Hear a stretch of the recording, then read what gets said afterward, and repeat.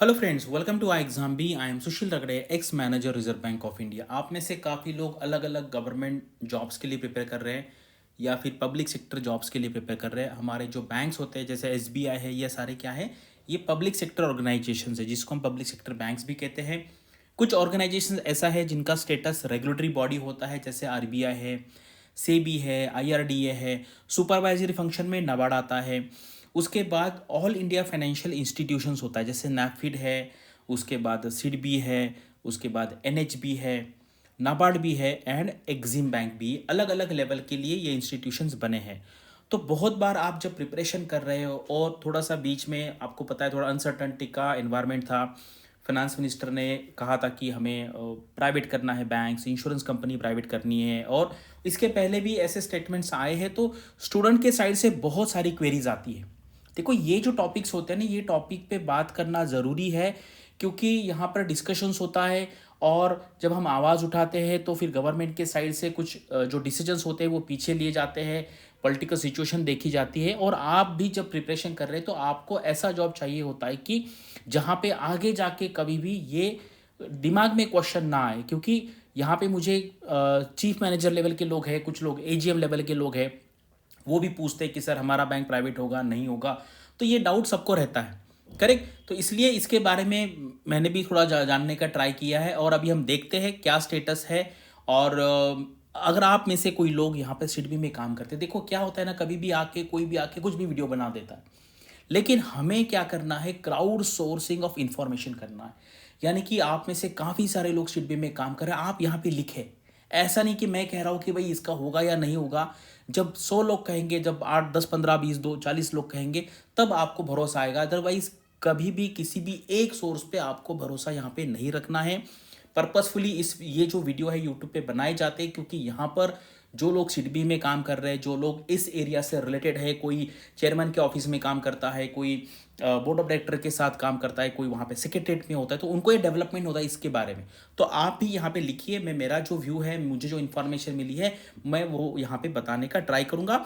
और आप यहाँ पे थंबनेल पे ही मैंने पर्पसफुली डाला है कि गवर्नमेंट ऑफ इंडिया का ओनरशिप यहाँ पे 21% है, करेक्ट। 21% है। और जब हम कहते हैं कि पब्लिक सेक्टर ऑर्गेनाइजेशन है, तो उसका डेफिनेशन क्या है कि government should have, correct, more than 51%। 51% से ज्यादा है तो फिर उसको पब्लिक सेक्टर अंडरटेकिंग कहते हैं। लेकिन ये जो इंस्टीट्यूशन ही, ये ऑल इंडिया फाइनेंशियल इंस्टीट्यूशन है, तो इसलिए थोड़ा सा ये कंफ्यूजन हमारे मन में क्रिएट होता है। तो चलो यहाँ पे वीडियो स्टार्ट करते हैं। तो यहाँ पर देखिए, पहले मैं आपको ना आईडीबीआई का केस बताता हूँ। आईडीबीआई आप सबको पता है, आईडीबीआई क्या है, प्राइवेट बैंक है। पहले ये क्या था, IDBI was a part of RBI. RBI का एक डिपार्टमेंट था ये। उसके बाद आईडीबीआई बना, फिर आईडीबीआई बैंक बना, और अभी ये प्राइवेट बैंक है। पहले इसका रिक्रूटमेंट थ्रू आईबीपीएस होता था। आपको जैसे अभी आप पब्लिक सेक्टर बैंक के प्रेफरेंस देते, उस टाइम आपको प्रेफरेंस देने पड़ते थे, उसमें नंबर 1 2 3 पे लोग इसका प्रेफरेंस रखते थे।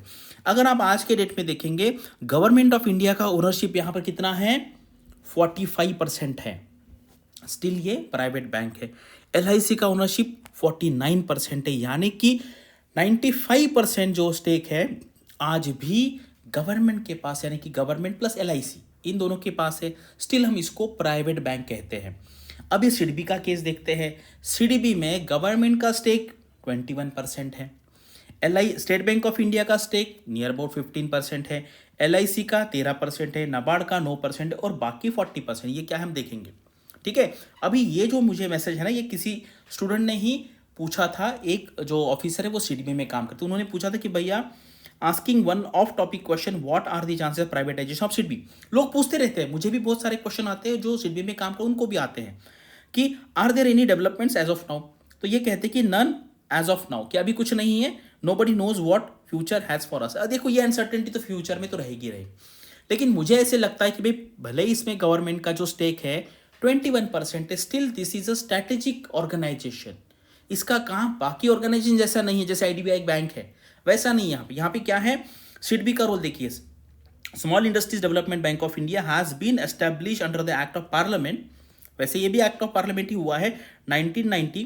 SIDBI is mandated to serve the principal financial institution for executing the triple agenda। Triple agenda है promotion, financing and development of MSME sector, यानी कि सिर्फ प्रॉफिट मोटिव नहीं है, प्रॉफिट भी किया जाता है क्योंकि ऑर्गेनाइजेशन को चलाने के लिए पैसा लगता है। And coordination of the functions of the various institutions engaged in similar activities, इसीलिए यह स्ट्रैटेजिक इंपॉर्टेंट का ऑर्गेनाइजेशन है। भले इसका परसेंटेज जो है 21% है, आईडीबीआई में 46% है, करेक्ट, डायरेक्ट गवर्नमेंट का, एलआईसी का 49%, स्टिल ये प्राइवेट ऑर्गेनाइजेशन है। और मुझे पर्सनली ऐसे लगता है कि सिडबी का प्राइवेटाइजेशन होने के चांसेस बहुत बहुत बहुत कम है, क्योंकि ये कोऑर्डिनेशन के लिए ऑर्गेनाइजेशन है। और ऐसे ऑर्गेनाइजेशन का कंट्रोल जो है, जैसे मैंने अभी बताया, गवर्नमेंट है, एसबीआई है, एलआईसी है, नाबार्ड है, इसके साथ बाकी बैंकों के पास भी है, वो हम अगले स्लाइड पे देखते हैं। यहाँ पे देखो, गवर्नमेंट ऑफ इंडिया है, एसबीआई है, एलआईसी है, नाबार्ड है, PNB, bank of Baroda, NHB, Canara bank, union bank, bank of India, central bank of India, United insurance है, एक्सिम बैंक है, आईडीबीआई बैंक है, इंडियन बैंक है, जनरल इंश्योरेंस है, नेशनल इंश्योरेंस है, न्यू इंडिया इंश्योरेंस है, ओरिएंटल है, इंडियन ओवरसीज बैंक है, bank of Maharashtra है, पंजाब एंड सिंध बैंक है, यूको बैंक है। यानी कि अगर आप यहाँ पर देखेंगे तो जितनी सारी ऑर्गेनाइजेशन पब्लिक सेक्टर में काम कर रही है, भले वो बैंक हो या फिर इंश्योरेंस सेक्टर में हो या ऑल इंडिया फाइनेंशियल इंस्टीट्यूशंस हो, करेक्ट। तो यहाँ पर आप देखो, यहाँ पर ये अगर आप देखेंगे, इंपोर्ट एक्सपोर्ट बैंक है यहाँ पर, करेक्ट, यहाँ पर एनएचबी है, यहाँ पे नाबार्ड है, करेक्ट। तो ये सारा यहाँ पर ऑर्गेनाइजेशन के पास इनका यहाँ पर कंट्रोल है। तो पूरा का पूरा जो कंट्रोल है वो डायरेक्टली और इनडायरेक्टली ऐसे ऑर्गेनाइजेशन के पास है जिनका कंट्रोल गवर्नमेंट के पास है, करेक्ट, जिनका कंट्रोल गवर्नमेंट के पास है। तो आपको ये ऑर्गेनाइजेशन में जाने में कोई दिक्कत नहीं होनी चाहिए, ऐसा मेरा व्यू है। अगर आप में से कोई यहाँ पर सीडीबी में काम कर रहे हैं, अगर आपको इसके बारे में और कोई ऑथेंटिक इन्फॉर्मेशन है तो आप यहाँ पे शेयर कर सकते हैं। अभी सीडबी ग्रेड ए और ग्रेड बी का नोटिफिकेशन आ चुका है। अगर आपको इसकी तैयारी करनी है तो आप, मैंने यहाँ पे एक स्टडी प्लान दिया है, वो आप डाउनलोड कर सकते हैं। हम काफ़ी सालों से यहाँ पर स्टूडेंट्स को मेंटरिंग कर रहे हैं। अरुणिमा मैम है, उन्होंने 10 साल सीडीबी में काम किया है, वो मैनेजर थी वहाँ पर उसके बाद उन्होंने रिज़ाइन करके एग्ज़ाम भी स्टार्ट किया है। उनके गाइडेंस के अंडर में हमने ये सारा प्रोग्राम यहाँ पे डिज़ाइन किया है। तो अगर आपको सीडीबी का प्रिपरेशन करना है तो आप ये स्टडी प्लान डाउनलोड कीजिए, और अगर आपको यहाँ पे कोर्स में इंटरेस्ट है तो आप कोर्स ले सकते हैं, अदरवाइज आप सेल्फ स्टडी भी यहाँ पे कर सकते हैं। अगर आपको इसके बारे में कोई इन्फॉर्मेशन है, आपका क्या व्यू अगर आपको रखना है, तो आप कमेंट सेक्शन में यहाँ पे लिख सकते हैं। Thanks for watching this video and all the best for your studies and upcoming examinations.